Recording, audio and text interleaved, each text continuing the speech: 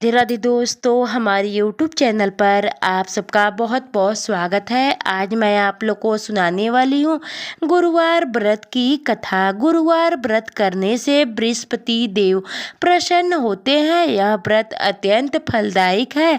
अग्नि पुराण के अनुसार अनुराधा नक्षत्र युक्त गुरुवार से प्रारंभ करके 7 गुरुवार व्रत करने से बृहस्पति ग्रह की हर पीड़ा से मुक्ति मिलती है। प्राचीन समय की बात है, एक नगर में एक बड़ा व्यापारी रहता था। वह जहाजों में माल लदवाकर दूसरे देशों में भेजा करता था। वह जिस प्रकार अधिक धन कमाता था उसी प्रकार जी खोलकर दान भी करता था, परंतु उसकी पत्नी अत्यंत कंजूस थी। वह किसी को एक दमड़ी भी नहीं देना चाहती थी। एक बार सेठ जब दूसरे देश व्यापार करने गए तो पीछे से बृहस्पति देव ने साधु भेष में उनकी पत्नी से भिक्षा मांगी। व्यापारी की पत्नी बृहस्पति देव से बोली, हे साधु महाराज, मैं इस दान और पुण्य से तंग आ गई हूँ। आप कोई ऐसा उपाय बताएं जिससे मेरा सारा धन नष्ट हो जाए और मैं आराम से रह सकूं। मैं यह धन लुटता हुआ नहीं देख सकती। बृहस्पति देव ने कहा, हे देवी, तुम बड़ी विचित्र हो। संतान और धन से कोई दुखी होता है। अगर अधिक धन है तो इसे शुभ कार्य में लगाओ, कुंवारी कन्याओं का विवाह कराओ, विद्यालय और बाग बगीचे का निर्माण कराओ। ऐसे पुण्य कार्य करने से तुम्हारा लोक परलोक सार्थक हो जा सकता है। परंतु साधु की इन बातों से व्यापारिन की पत्नी को खुशी नहीं हुई। उसने कहा, मुझे ऐसा धन की आवश्यकता नहीं है जिसे मैं दान दूं। तब बृहस्पति देव बोले, यदि तुम्हारी यही इच्छा है तो तुम एक उपाय करना। 7 बृहस्पतिवार घर को गोबर से लीपना, अपने केशों को पीली मिट्टी से धोना, केशों को धोते समय स्नान करना, व्यापारी से हजामत बनने को कहना, भोजन में मांस मदिरा खाना, कपड़े अपने घर धोना। ऐसा करने से तुम्हारा सारा धन नष्ट हो जाएगा। इतना कहकर बृहस्पति देव अंतर्धान हो गए। व्यापारी की पत्नी ने बृहस्पति देव के कहे अनुसार 7 बृहस्पतिवार वैसे ही करने का निश्चय किया। केवल 3 बृहस्पतिवार बीते थे कि उसकी समस्त धन संपत्ति नष्ट हो गई और वह परलोक सिधार गई। जब व्यापारी वापस आया तो उसने देखा कि उसका सब कुछ नष्ट हो चुका है। उस व्यापारी ने अपनी पुत्री को सांत्वना दी और दूसरे नगर में जाकर बस गया। वहां वह जंगल में लकड़ियां काटता लाता और शहर में बेचता। इस तरह वह अपना जीवन व्यतीत करने लगा। एक दिन उसकी पुत्री ने दही खाने की इच्छा प्रकट की, लेकिन व्यापारी के पास दही खरीदने के पैसे नहीं थे। वह अपनी पुत्री को अश्चन देकर जंगल में लकड़ी काटने चला गया। वह एक वृक्ष के नीचे बैठा अपनी पूर्व दशा पर विचार करके रोने लगा। उस दिन बृहस्पतिवार था। तभी वह बृहस्पति देव साधु के रूप में सेठ के पास आए और बोले, हे मनुष्य, तू इस जंगल में किस चिंता में बैठा है?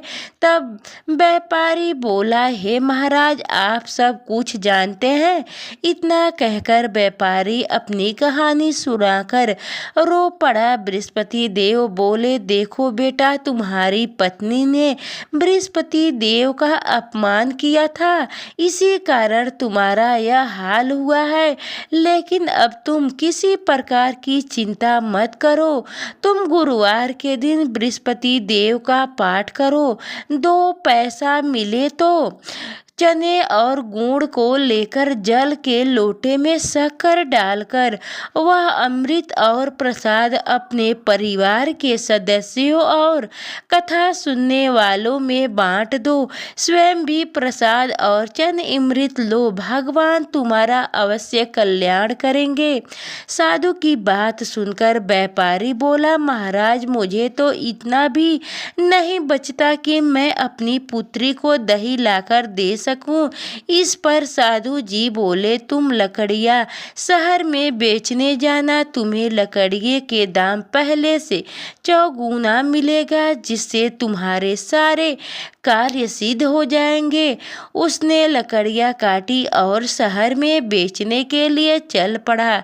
उसकी लकड़ियां अच्छे दाम में बिक गई, जिससे उसने अपनी पुत्री के लिए दही लिया और गुरुवार की कथा हेतु चना गुड़ लेकर कथा की और प्रसाद बांटकर स्वयं भी खाया। उसी दिन से उसकी सभी कठिनाइयां दूर होने लगी। परंतु अगले बृहस्पतिवार को वह करना भूल गया। अगले दिन वहां के राजा ने एक बड़ी आज्ञा का योजना कर पूरे नगर के लोगों के लिए भोज का योजना किया। राजा की आज्ञा अनुसार पूरा नगर राज्य के महल में भोज करने गया, लेकिन व्यापारी व उसकी पुत्री तनिक विलंब से पहुंचे। अतः उन दोनों को राजा ने महल में ले जाकर भोजन कराए। जब वे दोनों लौट कर आए, तब रानी ने देखा कि उसकी खूंटी पर टंगा हार गायब है। रानी को व्यापारी और उसकी पुत्री पर संदेह हुआ कि उसका हार उन दोनों ने ही चुराया है। राजा की आज्ञा से उन दोनों को कारागार की कोठरी में कैद कर दिया गया। कैद में पकड़कर दोनों अत्यंत दुखी हुए। वहां उन्होंने बृहस्पति देव का स्मरण किया।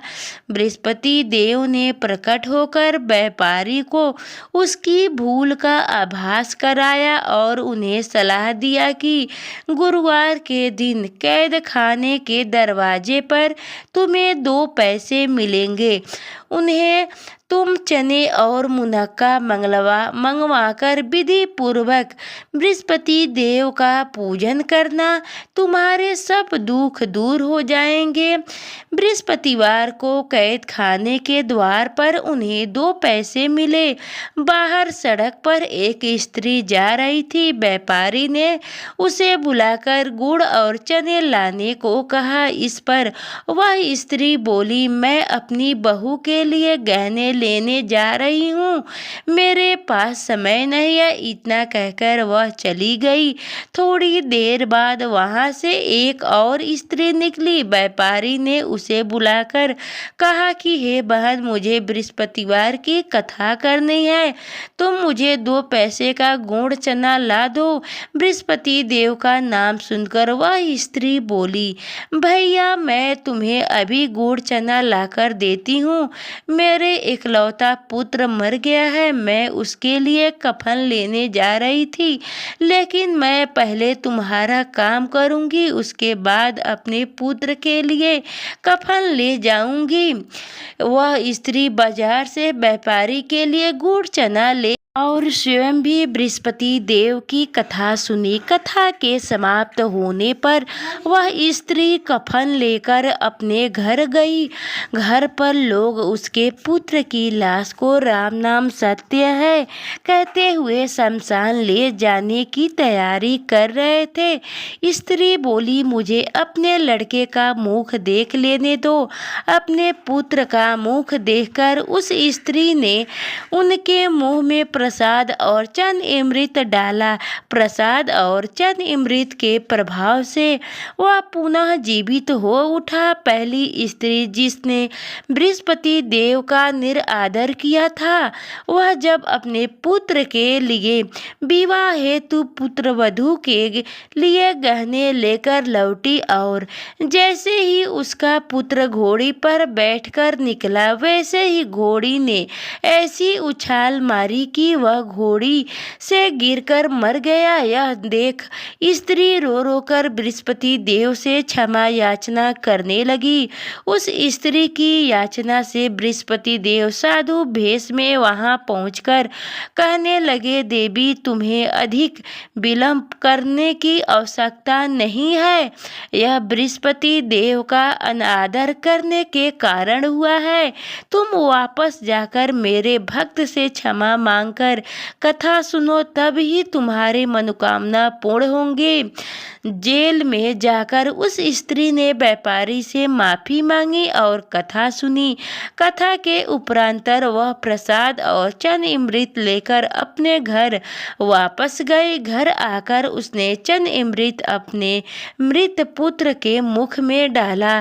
चंद अमृत के प्रभाव से उसका पुत्र भी जीवित हो था। उसी रात बृहस्पति देव राजा के सपने में आए और बोले, हे राजन, तू जिस व्यापारी और उसके पुत्री को जेल में कैद कर रखा है वह बिल्कुल निर्दोष है। तुम्हारी रानी का हार वहीं खूंटी पर टंगा है।